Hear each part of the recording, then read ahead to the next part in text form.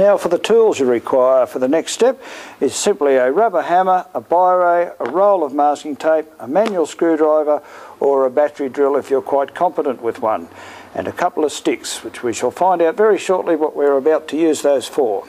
Having received your comprehensive step-by-step instructions and read them, you'll discover that the next step is to actually lay out the shutter on the bench and lining up all the various colours indicating which shutter is which.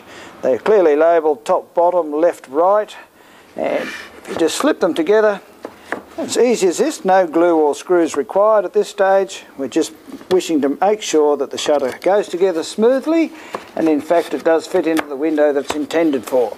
So just sit that into the actual window itself, and if you're happy with the gaps and all that, you know which one it is, then it's back to the workbench, lay it down, and at this particular stage we wish to identify which shutter's which.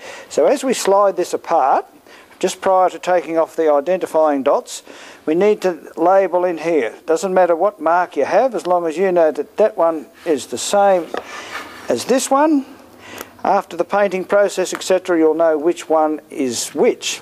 So to ensure that we don't lose that mark there, we suggest you put a layer of masking tape around that, not only to protect that number, but also at the end of the shutter, end of the assembly, that will become your glue line.